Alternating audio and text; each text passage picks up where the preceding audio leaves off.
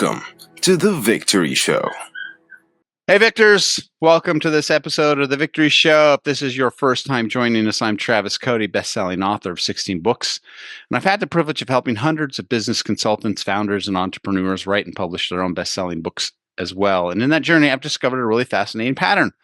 A lot of businesses hit a revenue plateau, usually around $1 million, and they struggle to break through it. So on this show, I sit down with some of the world's most successful CEOs, leaders, and business owners to uncover the strategies they use to overcome those plateaus and scale their businesses to new heights. And more importantly, how you can do the same. So get ready for some deep insights and actionable takeaways that you can implement in your life and business starting now.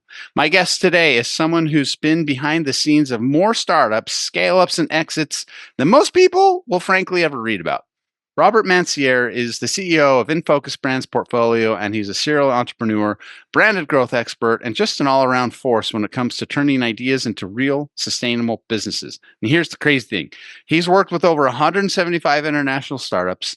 He's helped 125 companies scale. He's led 70 exits.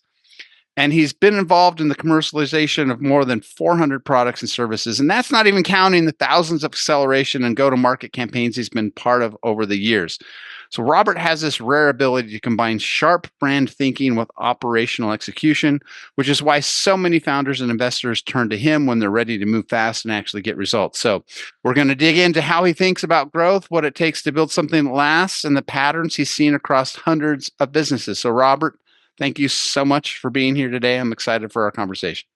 Thank you, Travis. I appreciate it.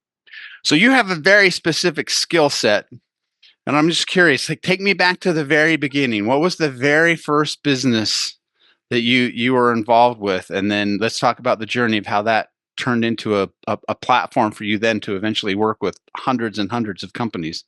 Yeah, and I don't know if it's a skill set or just a genetic malfunction, but my first company was a property management company in New York City. I was 13. I started it for all the reasons that most immature newbie idea startups, they want money, they want power.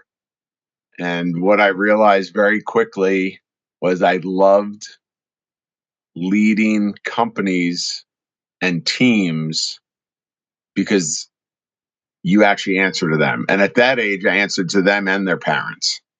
And it went against everything I thought of starting. I wanted money, I wanted power, and it quickly kind of evolved very quickly. And to this day, I really believe in transformational leadership, where I am the servant of my staff, of my clients. And I learned the greatest lessons that way, dealing with people first, right? It's not the company, it's people. And that's kind of carried me through all these years, took me to all corners of the planet. And here we are. How did you come up with the idea for property management at 13? So anybody who knows me knows I'm a huge sports fan, and I've always played sports, and I love team concepts. And I had this core group of athletes around me. We played a lot of sports together, and I was like, we can make something happen. The only skill I had at 13 was my voice dropped earlier than everybody else's, so I sounded older. And this is before the internet, right? Because I think from your credentials you read about me, it just says I'm really old. So I sounded older on the phone. Some of my friends were older, so they presented older before I got there. And, we tried it and it took off. And then we moved out of the city and I added landscaping, and we carried it all the way through college. So it paid all of our colleges. Wow. And then probably my biggest mistake was an exit. I sold it. Biggest mistake, probably. Why do you consider that a mistake? Because I think if I look back on all the companies, that was the purest entrepreneurship. I didn't have any money to start. I cut barter deals. I did everything because I didn't know any better, right? So how old were you then when you exited for that first one? I was 20. And was that because you were kind of getting done with school and you're like, bigger and better, here we come? I was getting done with school. I was going to med school.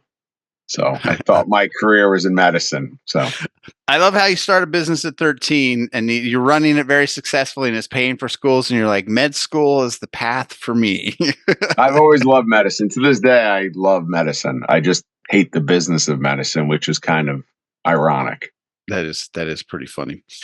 So at what point in the process did you realize the business of medicine wasn't the path you wanted to go down? It was early 90s when DRGs and HMOs were coming in and insurance companies were taking over care. I shouldn't say taking over care. They're dictating care. Yep. So, and we can see how that turned out fantastically. Well, you can't mix qualitative and quantitative that way, right? It just doesn't work for that industry, but we'll get better. So at that point, were you kind of like drifting for a minute where you're like, what do I do now? I'm not a drifter. No. I had already bombed one company while I was in school. It was a water technology company. I built the product. I made a lot of mistakes about CPG and going to market. I didn't realize that if it didn't match the kitchen, no one would buy it. Completely crashed that company.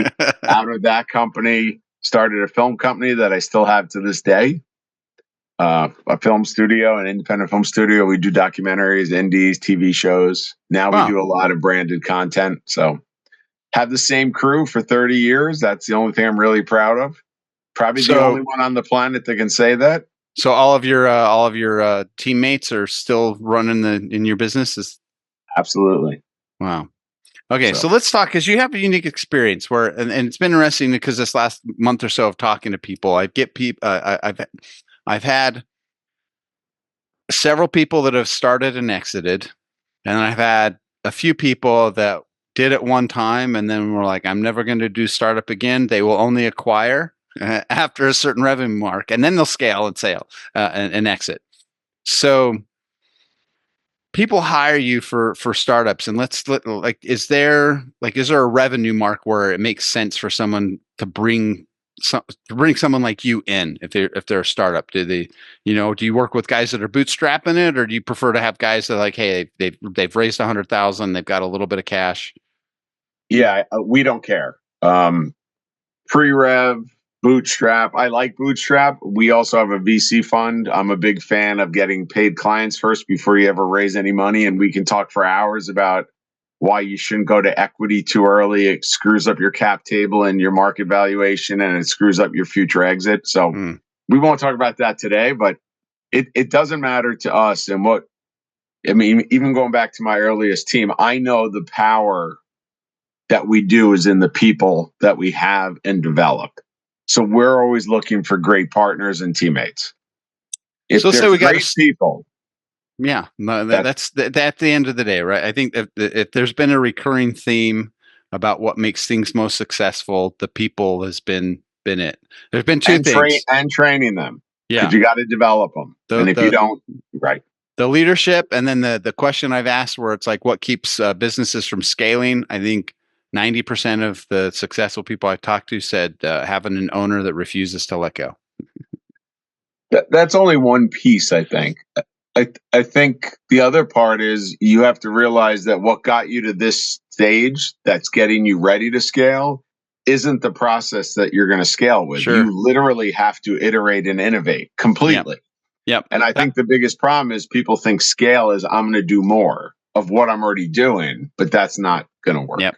That my client that took his company from 2.5 million to 128 million was talking about that, how from 1 million to 5 million, now everything's completely different. And then when you hit 10 million, everything got you there. So he's like, and sometimes, if your company, it's taking you 6 years to get to 10 million, you've got all these habits and you get to 10 million and now you've got to unlearn all of that.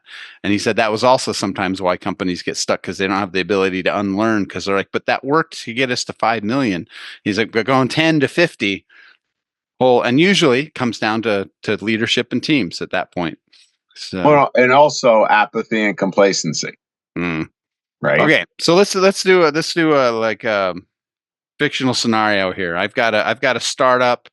I got an idea. Let's say I've sold a couple hundred people on a $5,000 product, and I'm like, okay, I got a validated offer. Making maybe a couple $100,000 a year. hire you, what do we do? Where do we go from there? What's the first thing you recommend? The first thing we do is assess you. We have our own assessment intake. So we have an analyst team that does its own research on your company, and we meet, and then it literally becomes the push and pull, because what you're saying isn't always the exact truth. And you see things in your company that outsiders can't see because they're not privy to it. Sure. So we're taking the external view and the internal view and meeting around a table, big conversation, and we're assessing where we think the help has to be immediate, and it rarely matches up with what the company thinks they need first. That was actually one of the questions I've been asking on the show, which is, as a business owner, how do you know what's the first hire or the first few hires you should have? That seems to be, my friends that have gotten to the point where they're like, I'm too busy. I need help, but is it marketing to say, like, how do you determine that? Do you have a metric system you use to determine? We do. We are very quant focused. To answer the hires, it's whatever skills you don't have already, you have to bring into a hire, but they have to fit your culture. They have to fit the team dynamic. If they don't fit, it's just going to be constant push and pull, adversarial, relationships. So I always make all of our early stage founders do a self-assessment. And then we assess them as people, skill sets, personality, because most people aren't completely honest with themselves, especially entrepreneurs, because we're always told no, we're always told we shouldn't do that, we're crazy. So you kind of build up this armor, and then we're making you peel it away and say, listen, you're great at a few things. The rest of these things you think you're good at, you are horrible at. And that's Sure. what we have to kind of bring in. So it's so interesting because I've done a lot of consulting in the digital marketing space. And the thing that I hear, and again, I'm looking at it now going like, oh, these are all guys that are maybe in the 3 to 5 million a year range. And they've just been there forever. But I hear them say all the time of like, oh, you don't hire for a position until you've actually got in and learned how to do the job. And then only do you hire someone. And I always thought about that. And I'm going, well, running Facebook ads is a really complicated thing. So expecting some guy who's good at speaking on stage to go, now you got to go learn Facebook ads and understand it and then hire for it. That never made sense to me. So do you still reckon, or you're just like, no, like identify your skills and go, I'm great at these things and these things I suck at. And now I'm going to go find somebody. Yeah. So let's think about it. People will work harder if they're doing things they love. If I'm making you do something, and here's another thing about scaling is like, I don't micromanage anybody. You're going to hang yourself in this organization because we have metrics for everything. And I don't look at clocks. You don't have to punch in any of my companies. Yeah. Get your job done. I don't care if it takes you 3 minutes or 3 days. Just get it done. If they're doing what they love to do, the clock disappears. No one's watching the clock to get done with work. They're doing what they love. If I add things, and I'll share a very quick story. We go into a lot of sales organizations to retrain sales, business development, and marketing units to work together. Integration, right? Yep. The amount of tabs that most salespeople have to have open on their screen to fill out as they're supposed to be selling is so ridiculous. It takes them away from what they're really good at, which is closing deals. So remove all that stuff from the people. Give them a clear focus, give them what they love to do and what they're really good at doing, and let them go. Like, don't get in their way. The only thing I do is provide other resources. Like very recently, we had a whole portfolio training about AI, how to use it, right? Mm-hmm. I was there bumbling through it like everybody else, because that's the other part. If you're on a team, no one sits above another. So you have the round table of business leadership. That's our new consulting firm. It's based on the round table. Yep. Oh, I love it. It's just so fascinating. Yeah, that's so take me through like did you have a story where somebody came to you and they were just an absolute like mess? Maybe they were even like financial dire straits where it's like do or die in 3 months. And how did you, what, like a success story of taking someone like that and to either righting the ship or to an exit? I'm just curious. Yeah, so we'll do a few. I won't use any names Yeah, of because some of course. them. So what we try to build is truly a collaborative. So a lot of my past clients are now current clients, and they will be future clients because once you exit or once something doesn't go right, you kind of are comfortable with this environment where there's a team around you at all times. Like we're not until this year, we were never consultants. We deploy. Like I go into companies. That's why we've lived all over the world. Before we started this, we were talking about all the places we lived. So we're on the ground with our clients, kind of because that's the only way we can learn the market, right? Wow. Whoever you're trying to do. But I'll give one good one. We were dealing with an international organization that had a lot of operational issues. They'd been around a long time. They were kind of that complacent, kind of, we did it this way forever. So we're going to keep doing it this way. And the market's going to turn around and we're going to become successful again. And, most of us are born and bred in New York. So we're fairly blunt and direct. And we said, no, that's the definition of insanity. And that's not going to work because there's other people in the same space way ahead of you with technology, innovation, understanding a new way of doing this industry. So we went in and we went on the ground and we completely changed their product line, their distribution methods, and we changed their whole brand. And within 2 years, we exited that company with them. And it was such a successful exit that they gave us all the money back to start a VC fund so we could match money for other companies, which we still run today. Wow. And we started a consultancy based on distribution and logistics internationally. I don't think I've ever heard of a company scaling and exiting in 2 years.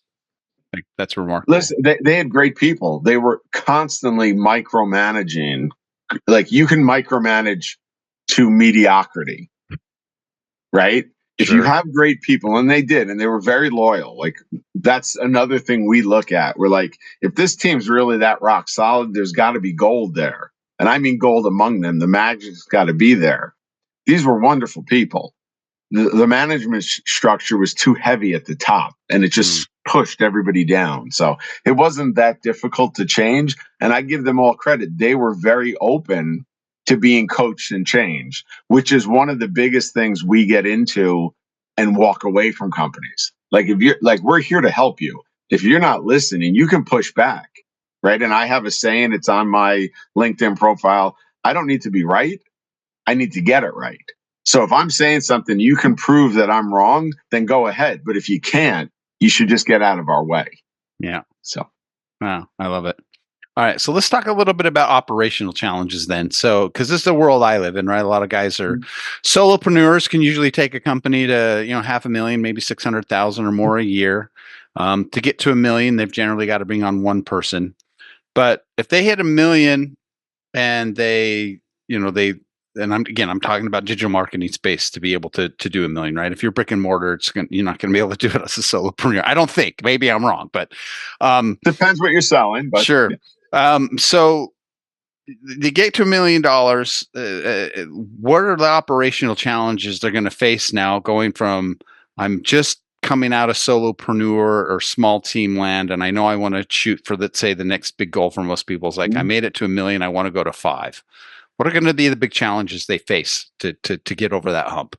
Customer service, customer experience, depending on but they have client relationships. And if you're going to scale, you're going to have more clients and you're going to have more needs. So customer service, customer experience always is one of the first ones.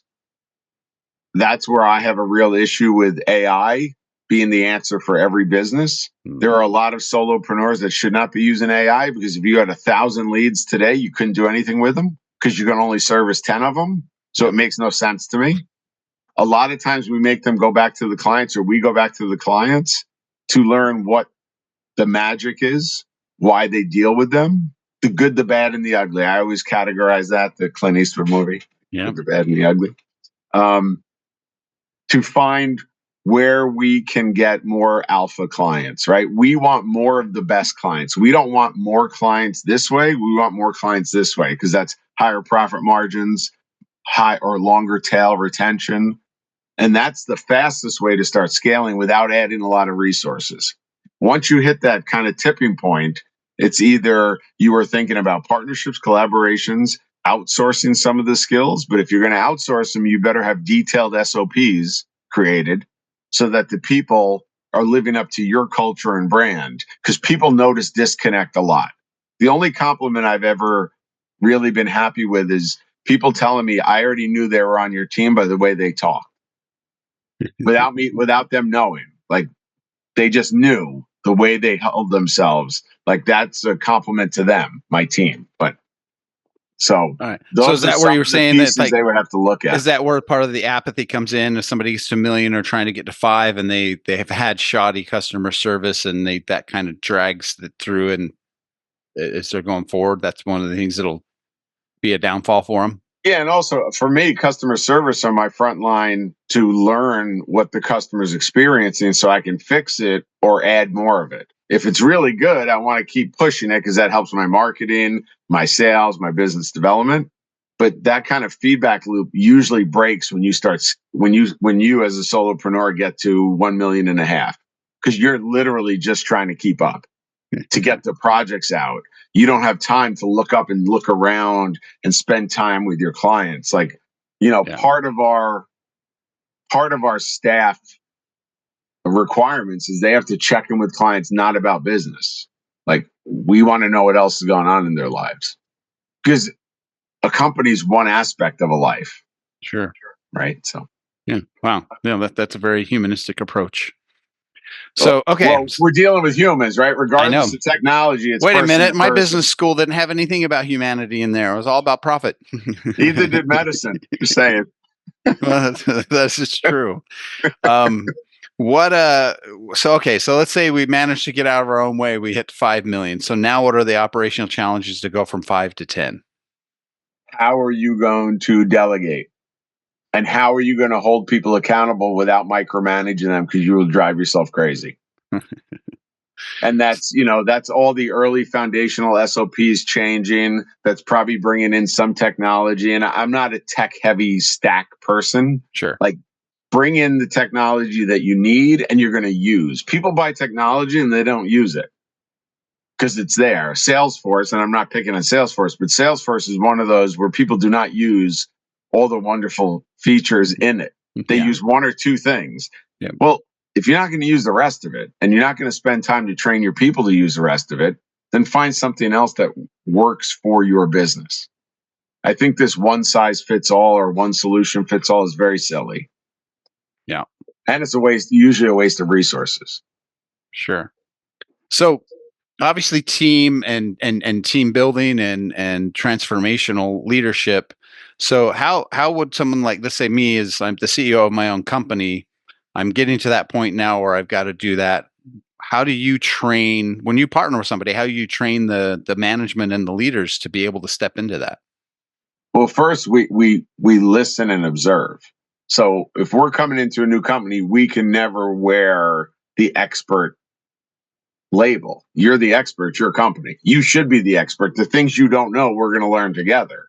But you're the expert, and we're going to observe and listen and see the interactions before we say anything. That's the assessment part. But once we see that, there's going to be very key standout features that need to be fixed almost immediately. And it's not because we feel that way. It's because the numbers are telling us that. If you go to 10 meetings and don't close any, well, obviously you have a good pipeline development, but you suck at the close. So what's missing, right? So you can chunk out every piece of an operation to figure out where the bottleneck is, or where the rate limiting step is, or where the biggest mistakes are made. And a lot of times it's in communication and training. We spend a lot in training for everybody, our clients, our staff. Like, we're big into let's learn things together. So, wow, all right. So for you, like with the guys you're working, the companies you're working with, do you have a niche or a category of company that you like seem to sort of gravitate towards, where you're like, oh, they're in this industry, we love those? Or are you, at this point, you've done so many where you're like, if you've got customers, we can help you? So it took me a long time, probably 20 years of running companies, to realize that there's a process that works across all industries. So we are industry agnostic. We don't care. And we have some technology that hopefully in the next 10 years will be a new industry, but that's down the line, right? Right. There's processes that you can check off regardless of industry and get those right. Obviously, understanding the buyer, right? Who's actually buying. It's not what you're selling, it's how they buy. That's way more important. And understanding that process in whatever industry we jump into, understanding the ambassadors and the zealots that you can go through, or champions that you can go through to get up the chain. Those are some of the things we focus on. But also, it's just about bringing it back to operational excellence. Like, but also being allowed to make mistakes. That's the hard one, right? We live in a fairly punitive corporate world. Yep. Right? If you take that off, people shine. Because people do things, complacency, it's always been done this way, so I do it this way. It's almost to keep their job instead of excel at their job. I worked in Hollywood for 15 years, and it was, why did we make that crappy movie? Well, $100 million with a sci-fi script with Tom Cruise. It's a winner. Did anyone read the script? Doesn't $100 million matter. with Tom Cruise in a sci-fi movie. This should be a winner. And if it fails, not my fault. I follow the numbers. Yep. You followed the formula. Why did you do that? That's the way it's always done. That was actually when I was in Hollywood. That's how I discovered direct response marketing. Is one of my friends was doing it, and he used to go on and on. It was just the heyday of Google ads, where he's like, "My God, I spent 10,000 last month, and I made 125 off of it." And I'm going, "Wait, so for the dollars you're spending, how much you're getting back for you?" He's like, "Yeah." And I would go to I work for a huge producer, and I'd go to our marketing teams and be like, "Okay, so for that $5 million we're going to drop on HBO, how many tickets is that going to sell?" And they were like, are you crazy? Like, what are you talking about? 5 million there, 5 million there, 5 million there, 5 million there. And then this is the strategy for the marketing teams Friday night. And if Monday comes around and it's a number one movie, they all high-five their brilliance. And if it fails, they go, but we spent all the money on all these channels. It should have worked. I don't understand. So all you got to do is peel the curtain back in any industry, and you realize how ridiculous some of these accolades are. And I'll give the one about COVID, when they were praising Target and Walmart for excelling in retail. They were the only stores open. There was nobody else. So why are you giving them kudos? And no offense to those organizations, but it made no sense to me that, they're clapping themselves on the back. You literally shut down every competitor in every town. So yeah, well, and the one that really got me on that is my in-laws are from Canada, and they would show us videos where you'd go into the Walmart, and it was just this little piece of tape, right? And it's like, on this side is the underwear, and you can't go over there because you'll get COVID, but over here's the groceries, and you can go over there and it's okay. But if you cross that line, literally police would come and arrest you for being. I'm like, I don't understand what's happening right now. That is so funny when they get heralded for that, and it's like, no, you shut everybody down. So do you have any examples of companies you work with that started to scale spectacularly, and then just something happened and they went off the rails, and you ended up having to step out and be like, we can't be involved in this, without naming any names? And if so, what caused that to what causes a company to be scaling really well and then sort of have the tires wobble and fall off? Yeah, so we had two over the last few years where we came in and moved some really big metrics. And I'm going to just classify both in the same bucket. It almost is vanity and ego got in the way, because they wanted to go back to what they were running, because then they were completely in charge. When you come into an organization, you work as the organization, because that's usually our model as a white label. You become part of the fabric of the culture. Right? You're creating relationships, you're networking. In order to get things done, you have to lean on them, they have to lean on you. So it changes the dynamic of the organization, usually for the better. We do, going back to, med training, do no harm, right? We are not coming in here to ruin the company. We're here to help. And if we can, I'll be the first one to pull us out. Like, we're not helping anymore, we can leave. It almost became a battle. And to this day, they haven't reached those numbers again. And it was the leadership who said, this was working, but we're going to go back to this because now it's going to work better. And, that's something I don't, I'm getting too old and I don't like BS anyway. And I was like, that you just want to be in charge and you want to dictate instead of learn, because we're a big learn from the market. If we do something, it doesn't work out, I'm changing it. I don't care if I thought of it. Okay, I suck. I did something completely half-assed last week. And to my whole staff, I was like, I screwed that thing up. It's all on me. We just got to fix it now together because I have no idea where it's going. But it's that kind of lack of honesty. Like, if you think you're perfect, then you're the only human on the planet that is. So, one of my mentors was telling me he was in direct response marketing, and his mentor was considered one of the best ever. And he was telling me about one of the biggest lessons he learned was they had worked on this campaign together, and his mentor was like, this is the best campaign I've ever had in my 25 years of doing this.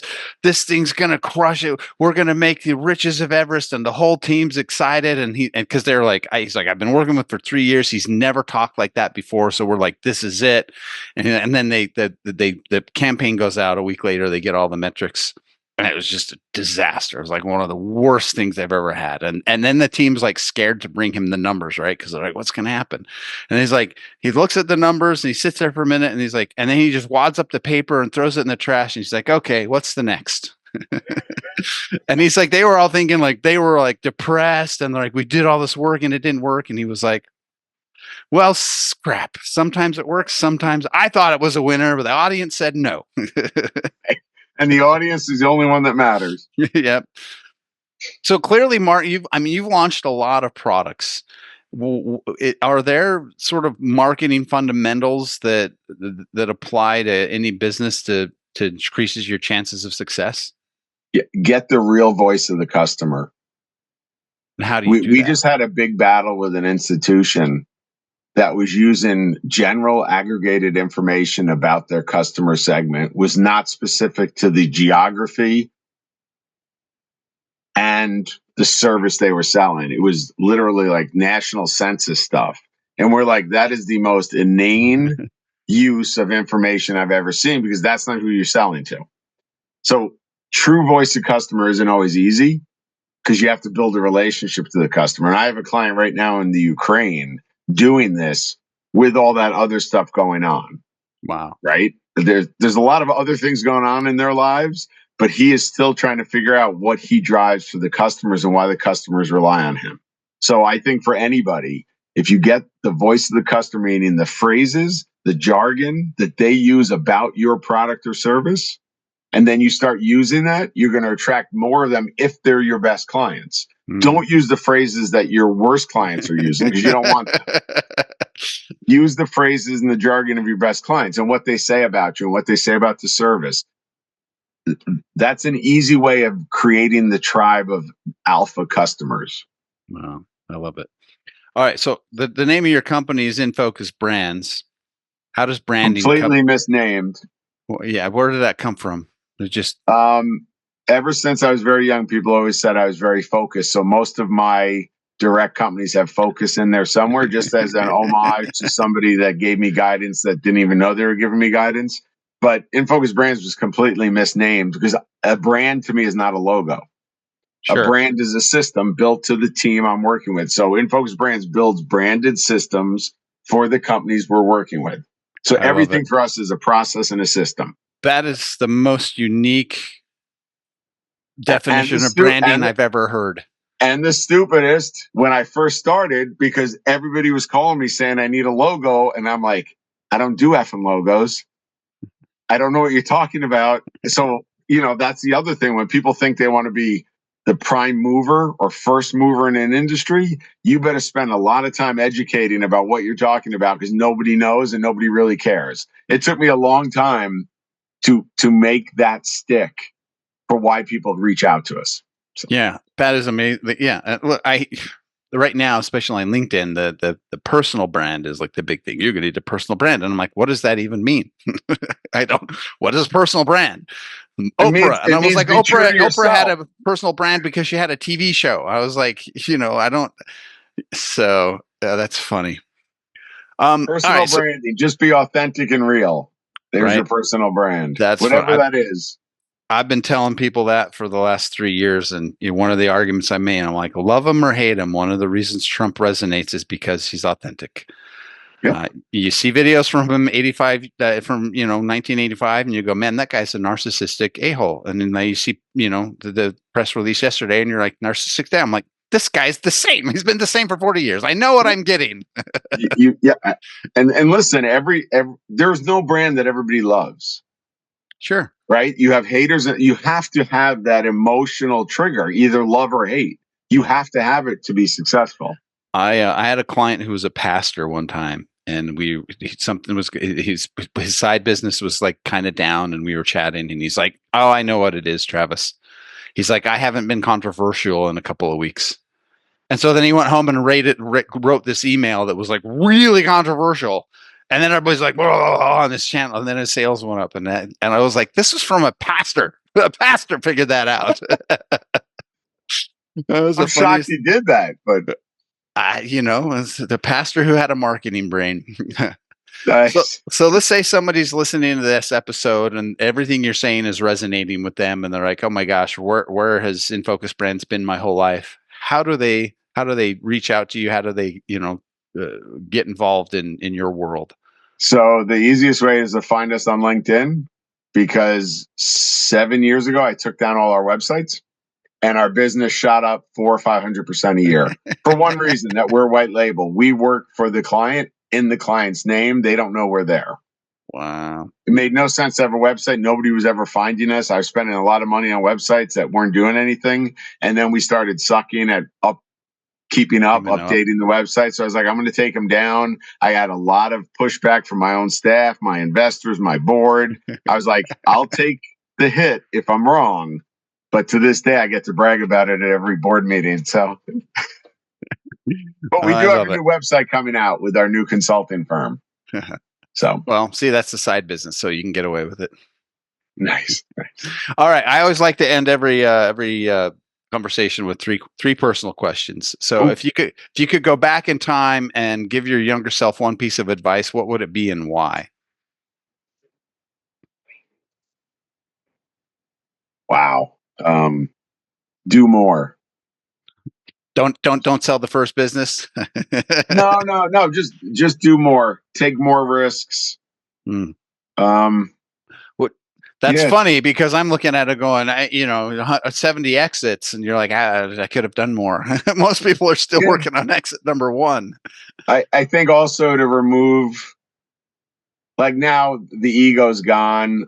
The market leads us. I think if I had found that earlier and figured out a way to get everybody on the same page earlier, we could have done more. And doing more doesn't always mean personally. It's doing more for others. You're part of a community. Giving back's important to us. We donate a lot of time to organizations. We've created a lot of not-for-profits. So do more. I think that would be my advice. I love it. All right. So what belief or mindset do you feel has had the biggest impact on your success? The line I said earlier is that I don't have to be right. I have to get it right. Has really led me for a long time.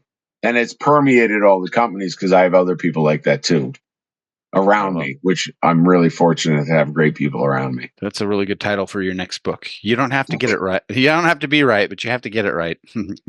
Yeah. And that's what we're going for, right? Our model is to disprove. Like, if I say something, I don't want you to ever yes me. I have no yes people in my organization. And if you ever sit in a meeting, you're like, who's in charge here? Because this seems like chaos and people are mouthing off to everybody.